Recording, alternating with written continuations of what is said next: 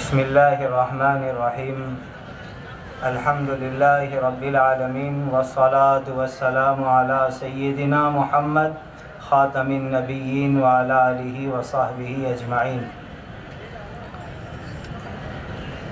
جب ملک کی تعمیر کی بات ہے، سب کے وکاس کی بات ہے، تو ظاہر بات ہے کہ ملک کا ایک بہت بڑا حصہ عورت ذات بھی ہے، اور جب تک عورت ذات کا وکاس نہیں ہوگا، اس کی ترقی نہیں ہوگی، وہاں تک کبھی بھی ملک کی ترقی اور ملک کا وکاس نہیں ہو سکتا۔ آج بہت دکھ کے ساتھ کہنا پڑ رہا ہے کہ زنا بالجبر، گینگ ریپ، اس کے واقعات دن بدن بڑھتے چلے جا رہے ہیں۔ ہر دن ملک کا علاقائی نیوز پیپر ہو یا نیشنل اخبار ہو، کوئی پیپر نیوز پیپر ایسا خالی نہیں جس میں کسی عورت لڑکی کی عصمت دری یا اس کی خودکشی کی بات شائع نہ ہوتی ہو۔ بتلائیے، جب اس قدر واقعات ملک میں روزانہ عورتوں کے ساتھ عصمت دری، زنا بالجبر، گینگ ریپ کے ہو رہے ہو، پھر ہم کیسے کہہ سکتے ہیں کہ ہمارا ملک وکاس کے راستے کے اوپر ہے؟ آئیے، اس کے لیے ہمیں اپنانا پڑے گا حضرت محمد الرسول اللہ صلی اللہ علیہ وسلم کا دیا ہوا وہ دستور جو انہوں نے عورتوں کے خاطر دیا۔ آپ نے اپنی زندگی کی آخری گھڑی تک لوگوں کو یہ پیغام دیا کہ عورتوں کے حقوق کے بارے میں اگر تم نے غفلت کی، اللہ کے یہاں تمہاری پکڑ ہوگی۔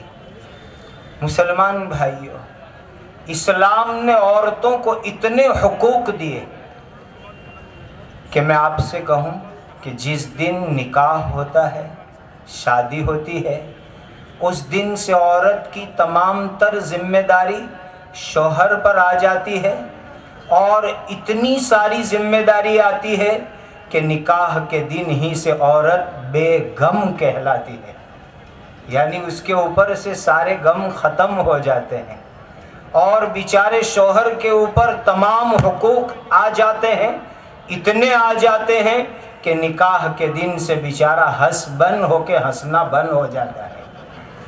یہ اس کی بیچارے کی حالت ہو جاتی ہے۔ یہ دنیا کے اندر واحد اسلام مذہب کی خوبی ہے۔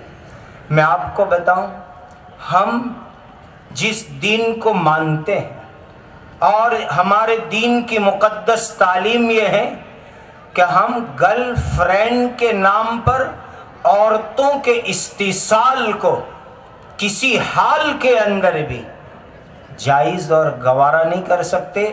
اسلام تو وہ مقدس مذہب ہے کہ جس نے گرل فرینڈ کو ناجائز قرار دے کر کے عورت کو لائف پارٹنر بنایا، اور لائف پارٹنر سے ایک قدم آگے بڑھا کر کے پراپرٹی پارٹنر بنایا۔ میں آپ کو بڑی ذمہ داری کے ساتھ کہتا ہوں، یہ صرف مذہب اسلام کی خوبی ہے کہ باپ کے مرنے کے بعد باپ کی ہر قسم کی جائیداد میں عورتوں اور لڑکیوں کو بھی حق دیا جاتا ہے۔ آئیے، جمعیت علماء ہند ملک کی تعمیر کے عنوان سے عورتوں کے سلسلے میں ملک کی حکومت سے یہ مطالبہ کر رہی ہے کہ آرادی زمین جو ایگریکلچر کی ہو، کاشت کے قابل ہو، اس کے اندر بھی دوسری پراپرٹیوں کی طرح عورتوں کو حقوق دیے جانے چاہیے۔ یہی سمانتا کی آواز ہے۔ آئیے، جو لوگ آواز دے رہے ہیں لڑکا لڑکی سمان، ہم ان کو بلاتے ہیں کہ آئیے نا، یہ موقع ہے عورتوں کو حقوق دلوانے کا جو پیغمبر اسلام حضرت محمد الرسول اللہ صلی اللہ علیہ وسلم نے دیا ہے۔ اور میں اپنے بھائیوں سے بھی کہوں گا، پیغمبر اسلام صلی اللہ علیہ وسلم نے اس انسان کو سب سے اچھا انسان قرار دیا، سب سے اچھا انسان جو اپنی بیوی اور بچوں کے لیے سب سے اچھا انسان ہو۔ آؤ دینی بھائیوں، ہم اپنے گھر والوں کے لیے سب سے اچھے انسان بن کے زندگی گزارے، اور میراث میں عورتوں کے حقوق کو دینے والے بنے، عورتوں کے ساتھ پیار اور محبت سے زندگی گزارے۔ اسلام لو میرج کی مخالفت کرتا ہے، لیکن میرج وتھ لو یعنی محبت بھری، پیار بھری، شادی والی زندگی کی تائید کرتا ہے، اور اسی پیغام کو ہم دنیا کے انسانوں کو سنانا چاہتے ہیں، تبھی جا کر کے عورتوں کی صحیح ترقی اور پرگتی ہو سکے گی۔ اس تجویز میں ایک بات یہ بھی ہے کہ عورتوں کے لیے مکمل اسلامی حدود میں تعلیم کے ادارے ہونے چاہیے، جس میں ہماری لڑکیوں کو شرعی حدود میں رہتے ہوئے ضروری عصری تعلیم مل سکے، اور وہ آج کے زمانے کے اندر ملت اسلامیہ کی میڈیکل لائن سے اور دیگر ضروری لائن سے خدمات میں آگے بڑھ سکے۔ میں اخیر میں 2 جملے مختصر عرض کر دیتا ہوں۔ جہاں تک ملک کے حالات کی بات ہے تو بہت سے صحابہ کرام سے یہ روایت منقول ہے، اللہ نے آدم علیہ السلام کو ہندوستان کی سرزمین پر اتارا تھا، گویا کہ پہلا دارالخلافہ، دارالنبوہ اور دارالایمان ہندوستان ہے۔ اگرچہ اسلام کی تکمیل حجاز مقدس میں ہوئی، لیکن ابتدا اسلام کی ہندوستان سے ہوئی ہے۔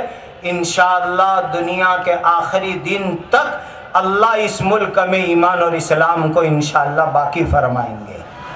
اور دوسری بات، یہ ہندوستان نام تاریخ فرشتہ کے لکھنے والے نے لکھا ہے۔